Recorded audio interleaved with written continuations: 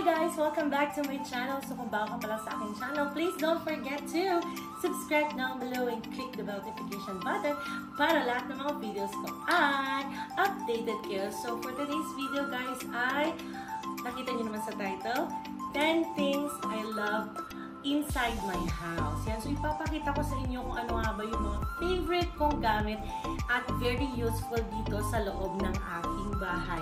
Let's go! So first guys is our olive tree. Yes, this is olive tree. Fake lang yan guys, hindi yan totoo. Kasi naman pag totoo yan, mamamatay talaga yan sa sobrang init dito sa ating area. So ngayon guys, kaya ko siya favorite kasi it has a meaning. So ito yung mga number 1 na nilalagay ng mga interior designers sa loob ng bahay. It means there are many meanings of olive tree guys, and it is a symbol of friendship, reconciliation, cleansing, and healing, light, victory, and richness. Also, kung gusto mo yumaman, maglagay ka ng olive tree sa bahay. And above all, a sign of peace! Peace be with you! Ayan guys, so talaga namang kasi biblical talaga yung olive tree. So, ginamit yan sa Bible. And I love it kasi parang mukha siyang totoo. Lahat ng mga pumapasok dito or nakakakita sa olive tree na to, akala nila guys is totoo siya. So, minsan pinipitas pa ng iba yan yung kanyang mga bunga. Ayan. And this cost for, I think, 3,000 plus nung nabili ko siya sa Shopee. Pero this time, guys, may mga sale na ng olive tree. So, depende siya sa height at sa size ng olive tree. And naglagay lang din ako dito ng mga stones para syempre, hindi siya matutumba. Ayan. Yan. So, para mabigat siya. At mapapansin nyo, pati yung mga stems niya, guys, itong ating stem is para siyang totoong kahoy. So, I love this olive tree. Let's go to the next item. So, for our next item, guys, is our chandelier. Yes, this is not only a chandelier. It is a fan. Yeah, it's a ceiling fan. Nakalain mo yun, tingnan mo parang walang fan yan. Pero, look at it, guys. Yes. So, i-open natin siya. Meron siyang remote control. So, you can, access kung ano yung number ng gusto mo, yung lakas. Meron siyang 1 to 6. Ayan. So, meron siyang 1 to 6 and syempre meron din siyang light. Habang umaandar yung fan, pwede mong i-off yung light or pwedeng ipa-ipahin mo yung color ng light. Ayan. Ayan. So, this is tri-color light. O, diba? Ang cozy. Very nice siya. So, this is very useful, guys, especially when I'm washing the dishes. Syempre, sobrang init. Sabi ko nga sa inyo, sa mga hindi nakakaalam, FYI guys, we're here in Tuguegarao City, and Tuguegarao City has 47 degrees Celsius. Sobrang init talaga, di ba? Imagine niyo guys, parang kami nasusunod dito araw-araw. Kahit na anong gawa, kahit anong lagay namin ng aircon, full aircon, naka-electric pa rin, walang init pa rin.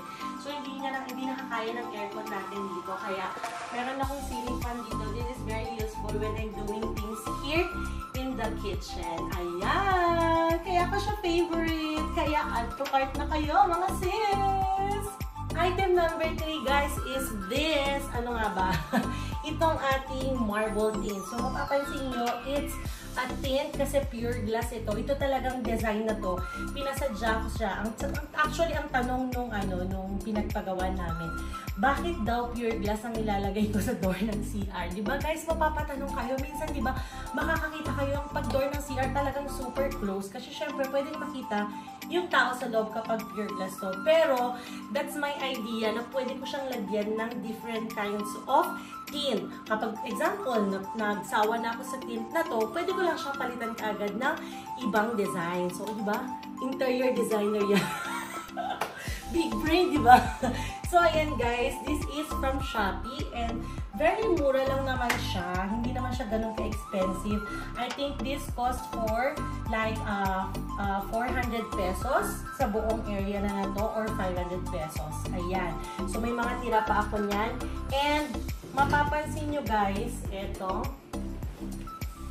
So, akala nyo, makikita nyo na sa loob, pero hindi. Look. Yan. So, diba? Kita nyo guys, hindi nakikita yung tao sa loob. Maliban na lang kapag nilapit ko yung kamay ko sa kanya. Ayan. Diba? Oh, diba? Kita nyo yan, guys. So nice, diba? Kaya siya hindi nakikita kasi super kapal nung tint na yan. Yan, frosted. Yan, very nice yung kanyang design. Well, actually noon, nilagay ko to sa labas.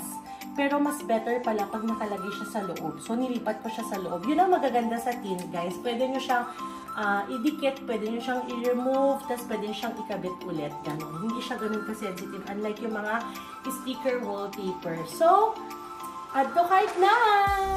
So, for our next item, guys, is this electric fan. This is Xiaomi electric fan. Ayan, so mapapansin nyo, hindi siya katulad ng ordinary na mga fan. So, isaksak natin siya. Kita nyo yung tunog. Ganun pa siyang aircon, ganyan. So, ito, meron siyang switch sa likod. Ipakita natin sa kanila. So, we have on and off. Ayan, we also have night mode and swing and yung timer. Yan. So, yan. Yan. So, alam nyo, hindi halos lahat talaga ng mga visitors namin na-amaze dito, guys. Kasi, kapag ginagamit namin siya, mukha lang siyang slim talaga at saka maliit, pero yung buga ng lakas ng electric fan na to, kakaiba talaga, guys. Malakas talaga siya kasi this is, I think, 6 blades. Yan, this is 6 blades, guys. Kapag mas malami kasi yung blade, mas malakas yung fan. And hindi lang yon, ang isa sa pinaka-favorite ko dito, this is, I purchased this since 2019. And I think 5 years na siya sa akin, guys, and is still kicking. Alam nyo, sa totoo lang, nakaka-amaze tong electric fan na to. Kasi, isipin nyo ha, yung mga ibang electric fan, ordinary na electric fan, super mura nga siya, pero after a year or 2, i-dispose na natin siya kasi disposable talaga. Kasi alam nyo guys, proven and tested ko yun sa bahay namin. Kasi sa family house namin, yung mga ordinary na electric fan yung binibili ng parents ko, ng mother ko. Then after ilang years lang, or a year or 2, sira na kaagad siya. So i-dispose na, itatapon na gano'n. Unlike this is 5 years sa amin. Pero tignan nyo naman guys, 5 years na siya pero mukha siyang bago, diba? Super puti niya, and hindi lang yun, may favorite ako na nagamit nito, meron siyang wifi. So, may wifi dito na pwede mo siyang i-connect sa cellphone mo, and then, pwede mong gamitin yung cellphone mo as remote control. So, for example, nandito yung fan, nandun ka sa sala, so pwede mo lang siyang i-off, pwede mo lang siyang i-swing gamit yung cellphone mo. Hindi ka natatayo, guys. This is Xiaomi, and this cost for like 2,800 if I'm not mistaken. And ngayon, mas marami ng model na updated, mas marami ng mas magaganda. Meron yung iba pa, wireless siya, guys. So, rechargeable. Hanggang 8 hours daw yung lifespan niya. So, yun yung gusto kong bilhin next time. And this is very useful sa aking bahay. Ay, aesthetic na, and syempre, napakalakas pa. So, add to cart na! And for our next item, guys, is this countertop stove. Yes! Kita nyo naman, o, diba, ang ganda. Aakalain nyo bang may ganyan sa Shopee? Siyempre, hindi. Kasi ako talaga, guys, super sipag kong mag-Shopee. So, kahit yung hindi nakikita ng ibang tao, nakikita ko siya. May telescope sa Shopee. Adik sa Shopee, B. So, ayan, meron tayong countertop stove dito. Actually, nagugulat din sila saan ko binibili itong mga ganitong kagagandang gamit. Pero Shopee lang yan, mga sis. This is glass. Ayan, this is tempered glass. Kung makikita nyo, guys, kakaiba siya. Hindi siya tulad ng iba. Tingnan nyo. Ito is, hindi siya yung katulad ng may mga butas-butas. This is infrared countertop stove. Yes, wala siyang yellow flame. This is only blue flame. So, ibig sabihin ng blue flame, guys, yun yung pinakamalakas na flame at mas matipid yun sa tangke. So, for your information, this is tangke. Hindi po ito the switch, hindi po ito the saksak. The tangke po ito, kaya super tipid po namin sa tangke kasi blue flame po, infrared yung ginagamit namin. So, let's try. Yan. So, pag tinignan nyo, diba, parang akala nyo walang nagbabaga dyan. Pero, meron. Ayan. So, sobrang daling uminit ng tubig, sobrang daling magluto. Kasi nga po, infrared siya yung blue flame na tinatawag na sobrang init. Pag nagluluto kami, hindi nyo na makikita yung apoy niya. Ganyan lang siya. O, diba? Very nice na magluto, guys. Kaya ano pang hinihintay nyo? Mag-add to cart na kayo! And for the next item, guys, is our Lazy Boy! Yes! Joke lang na Lazy Boy ito, guys, kasi hindi siya Lazy Boy. Hindi po Lazy Boy ang brand nito. Lazy Boy lang talaga ang tawag namin. Kunwari mayaman kami, kunwari may... Hindi, guys, this is rocking chair. Ayan. And this is 360. Ayan. Ayan. Kaya i-mepos mo yan. This is 360. This is rocking chair. And this is, syempre, hindi lang yan half, guys. So, pwede ka ding ma-full. So, pakita natin. Ayan, di ba? Pwede half. Kapag nagsa-cellphone ka lang, tamad-tamad sa live, gano'n. And pwede full. Ayan. So, ayun, super duper useful sa akin to, guys. Especially, no, nagbuntis ako, and syempre nung meron na si baby, kasi dito ako nagpapa-breastfeed, dito rin po ako nagpapahinga nung buntis ako, kasi nga sobrang useful nito, lahat pwede kong gawin sa kanya, and hindi lang ako ang may favorite sa kanya, guys. Lahat ng mga bisita ko, dito unang umuupo, mga sis.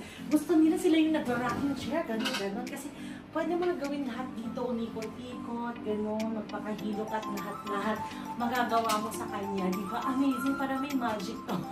So, meron dito sa Shopee, syempre, guys. Pero, namimili lang ng location ng delivery, yung ganitong item sa Shopee. So, ang ganda niya kasi, until now, actually gift ko na sa husband ko noon. Ano ko pala siya, boyfriend ko pa lang siya noon. Birthday gift ko sa kanya. At alam niyo po ba, na ako ang mas gumamit kaysa sa kanya. Sabi ko, parang gift ko pa lang sa sarili ko in the future kasi hindi ko alam na mabubuntis ako agad sa kamangangantan ko. So, ayun!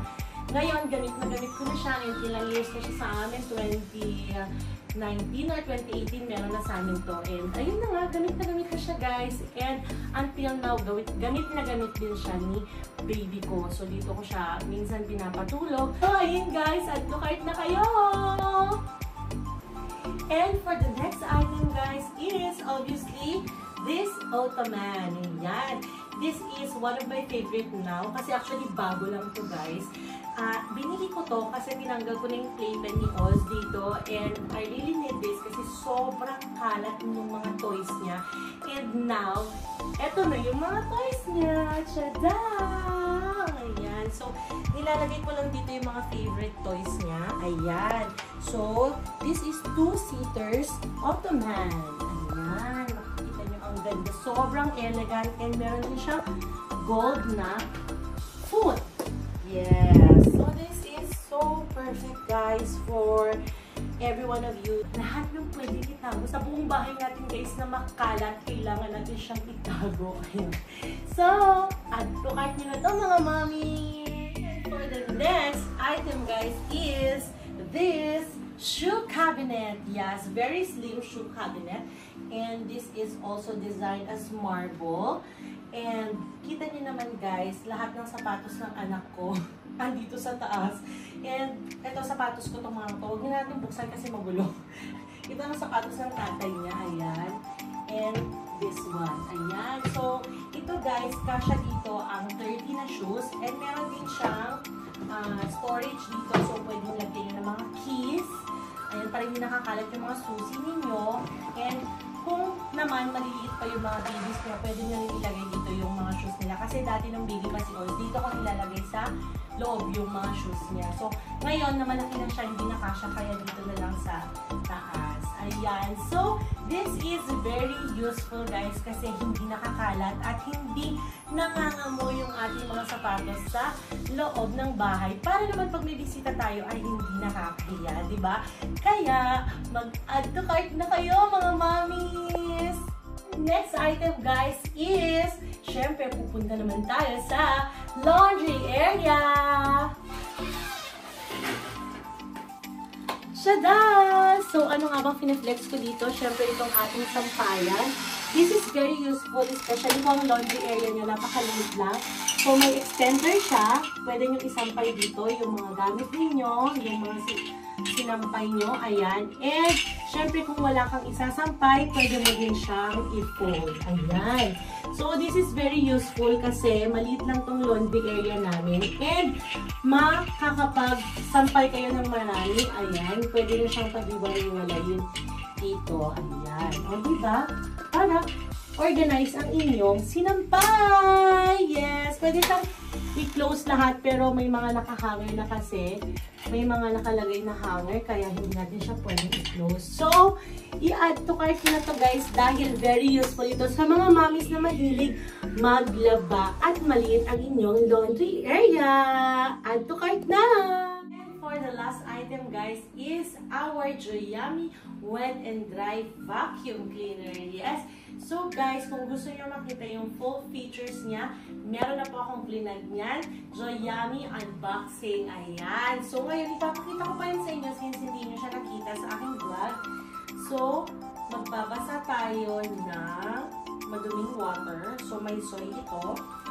Ayan. For example, na-spill nyo siyang ganyan. Ayan. Let's do it!